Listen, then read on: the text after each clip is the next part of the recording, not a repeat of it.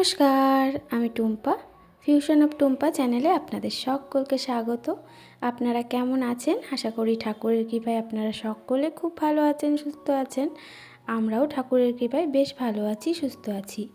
আজ মঙ্গলবার, আর মঙ্গলবারে এখন বাজে 9:30। এখন থেকে ব্লগটা স্টার্ট করছি। আশা করি আজকের ব্লগটাও আপনাদের অনেক অনেক ভালো লাগবে, আর ব্লগের শেষ পর্যন্ত আপনারা থাকবেন। সকালবেলার বাসি কাজকর্ম হয়ে গিয়েছে, আর আমাদের চাটাও খাওয়া হয়ে গিয়েছে। আজকে হাজব্যান্ডের যেহেতু মিটিং আছে, ও একটু লেট করেই গেল, আর ও বেরোনোর পরেই আর কি বিছানাটা গুছিয়ে নিচ্ছি। আর আজকে না একটু রান্নাবান্না করব, ঝামেলা আছে, নিরামিষ রান্না হবে। যেহেতু হাজব্যান্ডের মিটিং আছে, ওয়েস্ট বেঙ্গল থেকে একজন স্যার এসছেন যিনি কিনা নিরামিষ খান মঙ্গলবারে। তো আমাকে হাজব্যান্ড যথারীতি বলে রেখেছে কালকে যে আজকে একটু নিরামিষ রান্না করে দিতে হবে। তো আমি বললাম ঠিক আছে, বাজার করে দিও। তো কালকেই আর কি বাজার করে দিয়েছে। আমি আর সবজি টবজি সমস্ত কিছুই রাত্রে কেটে রেখেছি, যাতে আজকে আমার রান্নাবান্না তাড়াতাড়ি হয়ে যায়। আর কাল রাত্রে প্রচুর আমরা কষ্ট পেয়েছি, কি বলবো, মানে একটু রাত্রে ঘুম হয়নি। তারপরেও তো সারাদিনের সংসারের এত কাজকর্ম আছেই। কালকে রাত্রিবেলায় মানে আমরা সমস্ত কাজকর্ম সেরে শুয়েছি রাত 11টার সময়। তো 11টার সময় কারেন্টটা চলে গিয়েছে, যেই বিছনায় উঠেছি, আর এসেছে সেই 12:08 1 ঘন্টা কারেন্ট ছিল না। আর তারপরে আবারও কারেন্ট গিয়েছে, একবার যাচ্ছে আসছে, লো ভোল্টেজ, এইভাবেই কাল রাতটা কেটেছে খুবই কষ্টে। আর তারপরে আমার বড় মনা কাল রাত্রিবেলায় খুবই ঘুমোতেই দেয়নি, ভীষণ আর কি বলছে আমার না চোখ বন্ধ করলেই ভয় লাগছে। আসলে ওই টিভিতে দেখবেন বাচ্চারা দু এক সময় যে হরর কিছু দেখে, আর দেখলেই পরে ওরা তখন তো দেখে নেয়, মজা পায়, কিন্তু রাত্রিবেলা কিন্তু ভীষণই ভয় পায়, জ্বালাতন করে। তো আমি ওকে বলছি তুই যেগুলো দেখে ভয় পাস সেগুলো কেন দেখিস, কিন্তু ওই যে বলে তখন তো বুঝতে পারিনি, ভালো লাগছিল দেখে নিয়েছি, কিন্তু এখন আর ঘুমাতে পারছি না। তো আমার রাতটা কেটেছে ঠিক এইভাবে। আর রাত্রিবেলা ঘুম হোক বা না হোক, আমাদের মতন গৃহিণীদের বা যে কেউই আর কি বড় মা বাবাদের কাজকর্ম তো করতেই হবে। আমার হাজব্যান্ড যেমন, ওরও ঘুম হয়নি, কিন্তু তাও ওকে তো অফিস যেতেই হলো, আর আমারও এদিকে সংসারের কাজকর্ম তো করতেই হবে, কিছু করার নেই। না করলে তো এগুলো পড়েই থাকবে, যতই শরীর খারাপ লাগুক আর যাই লাগুক। তো যাই হোক, কাল রাত্রিবেলা আমি কিছুটা গুছিয়ে রেখেছিলাম, যার জন্য আমার অনেকটাই সুবিধা হয়েছে। তো আগে কড়াইতে তেল ছিল, কাল রাত্রিবেলা একটু পাঁপড় ভেজেছিলাম, তো ভাবলাম আগে তেল মানে পাঁপড়টা ভেজে নিই, তাহলে আমার সুবিধা হবে। তো পাঁপড়টা ভেজে আমি একটা ক্যারি ব্যাগে রেখে দেবো। আর এদিকে এই যে পাঁচমিশালি সবজিটাও আমি 5 ফোড়ন আর লঙ্কা ফোড়ন দিয়ে বসিয়ে দিয়েছি, যেহেতু নিরামিষ রান্না। আর এদিকে ভাতটাও প্রায় হয়ে গিয়েছে, এখনও একটু হবে। তো আমি ওই ভাতটা টিপে দেখছিলাম যে হয়েছে কিনা, তো দেখছি একটুখানি হবে আর কি। তো এই আর কি, এইভাবেই করছি, একটার পর একটা করে নিচ্ছি। আর এদিকে দেখুন, আমি চাটনি করব একটুখানি ওই আমসত্ত্ব তেঁতুল দিয়ে, আর একটু একটা টমেটোও দেব। আর এর মধ্যে দিয়েছি একটুখানি কাজু বাদাম, কিশমিশটা আর দেবো না, শুধু কাজু বাদামই দেবো, দিয়ে একটুখানি চাটনি করে নেবো। আর এই যে পনিরের জন্য মশলাটাও করে নিচ্ছি, যেহেতু পনির রেজালা করব। আর আমি তো পনির রেজালা খুব সহজ পদ্ধতিতে করে থাকি, আর ভীষণ টেস্ট হয়। আপনারা কিন্তু বাড়িতে এইভাবে ট্রাই করতে পারেন। যদিও বা আজকে আমি পুরো রেসিপিটা শেয়ার করিনি, যেহেতু অনেকটাই ব্যস্ত ছিলাম, রেসিপি শেয়ার করতে গেলে অনেকটা সময় লেগে যেত, আর আমার রান্নাবান্নাগুলো একটু তাড়াতাড়ি করতে হতো। যেহেতু হাজব্যান্ড বলেছিল 1টা-1.5টার মধ্যে আর কি খাবারটা নিয়ে যাবে, তো সেই কারণে আমি ভাবছি যত তাড়াতাড়ি করে গুছাতে পারি। আর তারপরেও তো সংসারে নানান রকম কাজ আছে, রান্নাবান্না করব, রান্নাবান্না করার সাথে সাথে বাসনগুলোও রয়েছে, সেসব বাসনগুলো মাজা ধোয়া করতে হবে। সকালে চায়ের বাসন, তারপরে হলো হচ্ছে ব্রেকফাস্টের বাসনগুলো সমস্ত কিছুই আগেই মেজে নিয়েছি, আর সেগুলো আর আপনাদের সাথে শেয়ার করিনি। এদিকে আমার দেখুন, আপনাদের সাথে গল্প করতে করতে চাটনিটাও হয়ে গিয়েছে। আর আমি যদি এরকম চাটনি বানাই না, আমার মেয়েরা এত খুশি হয়, ওরা চাটনিটা খেতে এত পছন্দ করে, বিশেষ করে টক খেতে তো ভীষণ পছন্দ করে।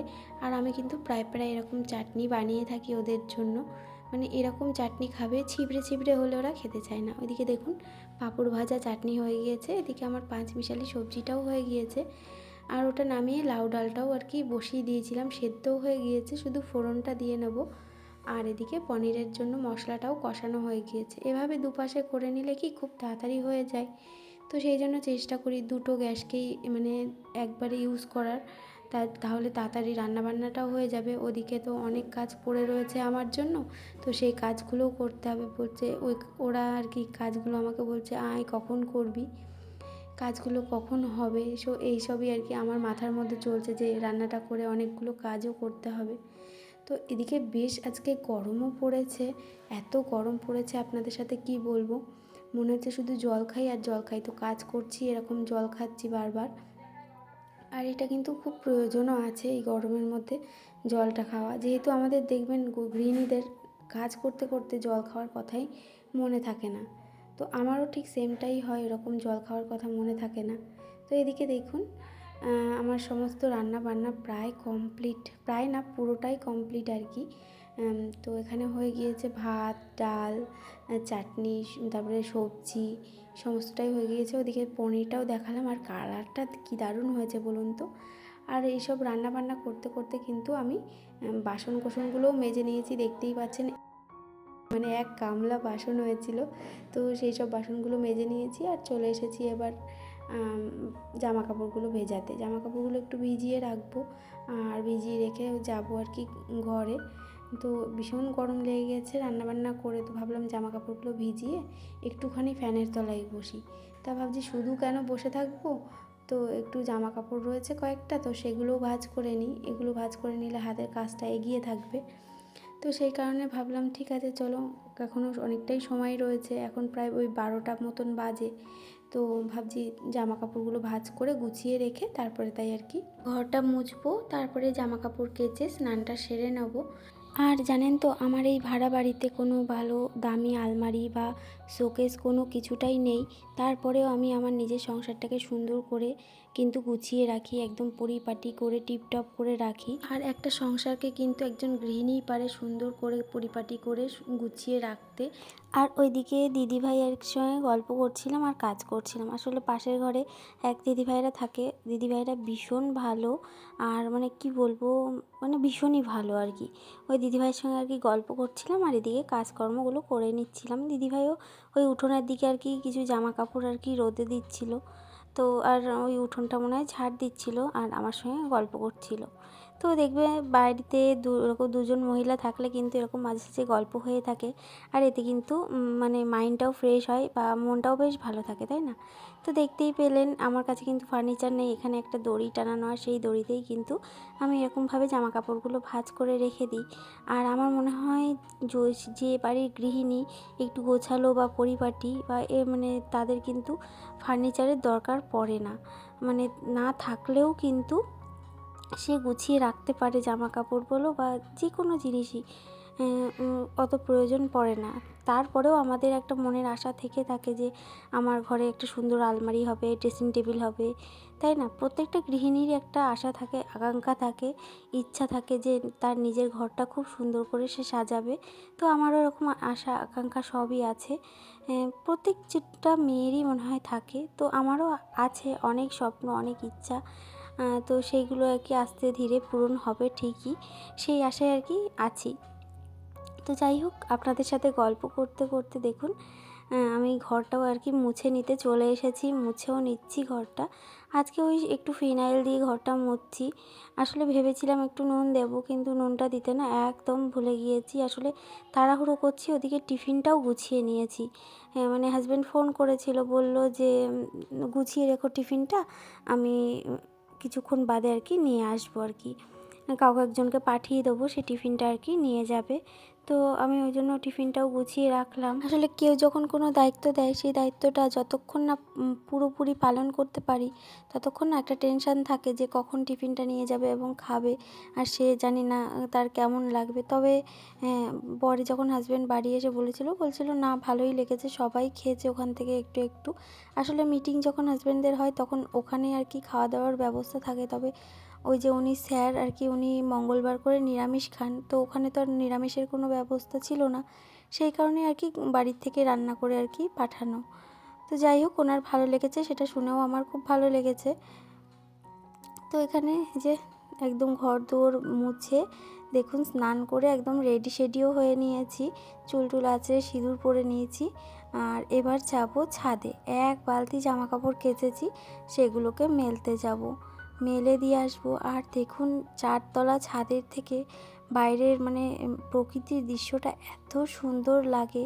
আমি তো ছাদে যখন যাই জানেন তো, একটু একটা সাইডে একটুখানি সময় দাঁড়িয়ে থাকি, আমার তো দেখতে ভীষণ ভালো লাগে। মানে এই সবুজ দৃশ্যটা মানে এত ভালো লাগে, আর বেশ সুন্দর ফুরফুরে হাওয়া দেয়।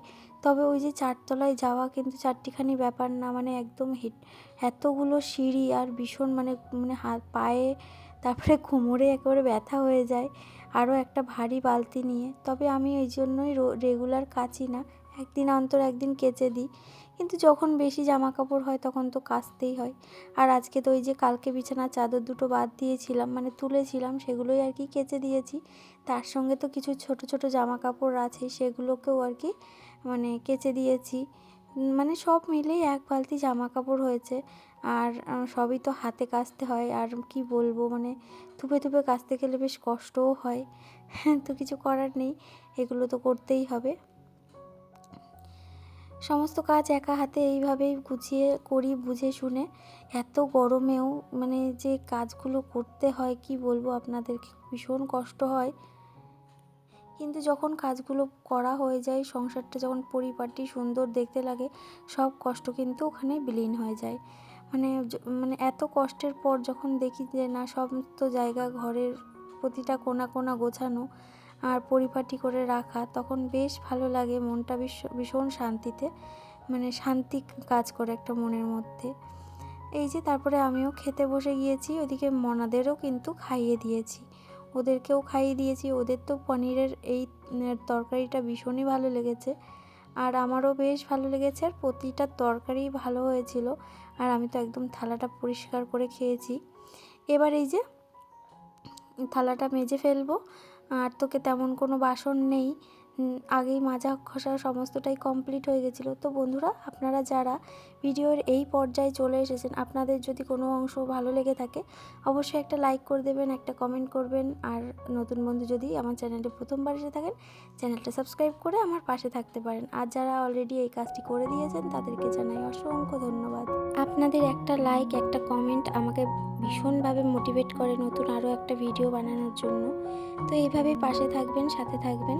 তবে আজকে এখানে বিদায় জানাই, আবারও দেখা হবে অন্য কোনো ভিডিওতে। আপনারা সকলে ভালো থাকবেন, সুস্থ থাকবেন, নিজেদের খেয়াল রাখবেন। টাটা।